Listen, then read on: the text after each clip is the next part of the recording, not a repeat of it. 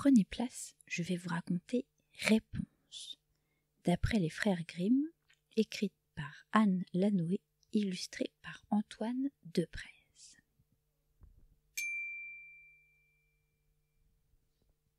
Il y a bien longtemps, vivaient dans une charmante maison un homme et sa femme. Ils s'aimaient tendrement et désiraient de tout leur cœur avoir un enfant, mais leur espoir restait déçu. Un beau jour, pourtant, la jeune femme sut que ses prières avaient été exaucées. Elle se réjouit secrètement de porter la vie, mais comme il était encore tôt pour annoncer la nouvelle, elle n'en souffla mot à personne. Une des fenêtres de sa maison donnait sur un jardin magnifique, où poussaient des fleurs délicates et des plantes médicinales. Un jour qu'elle regardait avec plaisir ce parterre gracieux, la jeune femme aperçut de fraîches réponses et en conçut un désir inouï. Si seulement je pouvais goûter ces réponses, pensa-t-elle, je serais satisfaite et l'envie me quitterait. Pourtant, la jeune femme savait que la chose était impossible. Le jardin était clos par un mur gigantesque et appartenait à une magicienne puissante qui effrayait toute la région. Rongée par son obsession, elle tomba malade, et son mari s'effraya bientôt de la voir si pâle et si faible. « Quel mal étrange te dévore ?» lui demanda-t-il un matin, fort inquiet.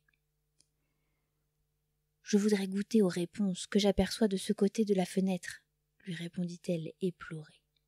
« Si je ne peux satisfaire ce désir, il me semble que j'en mourrai. » Aussitôt, son mari voulut la satisfaire. Et comme sa propre vie lui importait moins que le bonheur de sa femme, il escalada habilement le haut mur à la tombée de la nuit, sauta prestement dans le jardin de la magicienne et cueillit quelques réponses. Quand il les eut apportées à sa femme, celle-ci était au comble de la joie. Les accommoda en salade et les mangea avec un plaisir infini.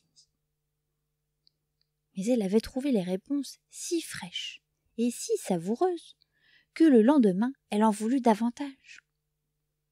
Et son mari, qui avait déjà bravé le danger, consentit une seconde fois à escalader le mur pour s'aventurer dans le jardin. Mais quelle ne fut pas sa frayeur lorsqu'il se trouva nez à nez avec la puissante magicienne. « Comment oses-tu venir dans mon jardin pour y arracher mes réponses ?» éructa la magicienne courroucée.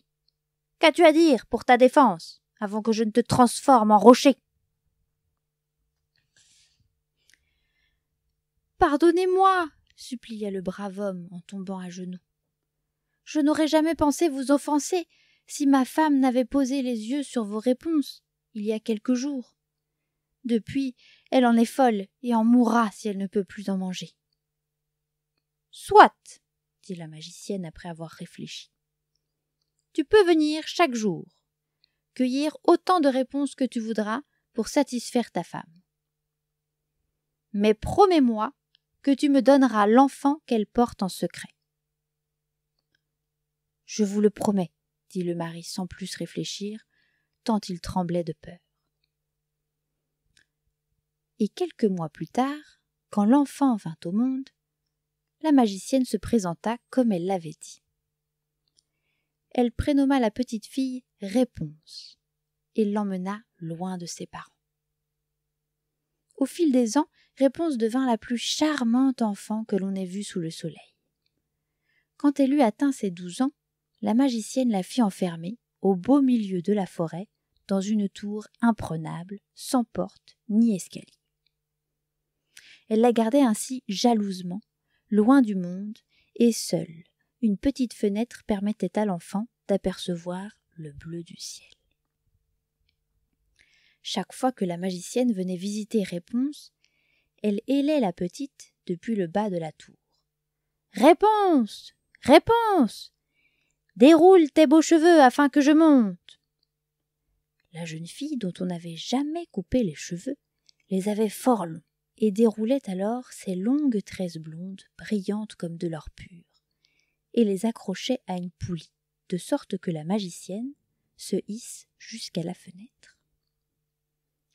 Les années passèrent sans que le sort de Réponse changeât. Un jour pourtant, le fils du roi traversa la forêt en revenant de la chasse.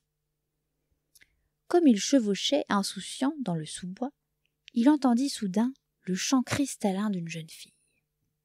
La mélodie était si belle et si mélancolique qu'il chercha aussitôt à savoir qui chantait.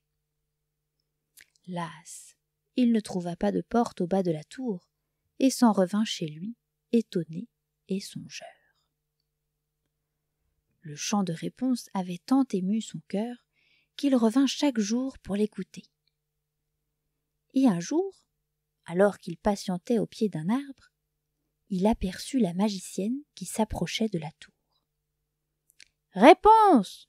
Réponse! Déroule tes beaux cheveux afin que je monte !» dit-elle de sa voix rocailleuse.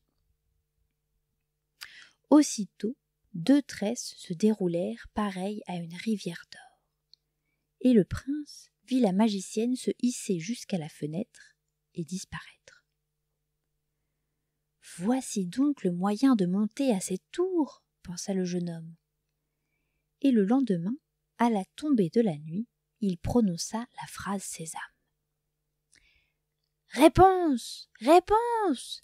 Déroule tes beaux cheveux afin que je monte !» Les beaux cheveux se déroulèrent et le prince grimpa lestement jusqu'en haut. Quand Réponse aperçut le jeune homme, elle fut si effrayée qu'elle poussa un cri strident. Mais le prince était si beau et lui parlait si doucement qu'elle se rassura vite. « J'ai entendu votre chant mélodieux, lui expliqua-t-il peu après, et depuis, j'en suis comme ensorcelé. Devenez ma femme et je serai le plus heureux des hommes. » Réponse était fort séduite et consentit très vite à l'épouser. Mais comment faire pour descendre de la tour ? « Apportez-moi chaque soir un petit morceau de soie, lui dit-elle. J'en ferai petit à petit une échelle. Ainsi pourrai-je descendre de la tour et vous m'emporterez alors sur votre beau cheval. » Le prince et Réponse ne cessèrent plus de se voir, le soir à l'abri de la tour. Mais un jour, hélas, alors qu'elle parlait avec la magicienne, la jeune fille trahit malencontreusement son secret.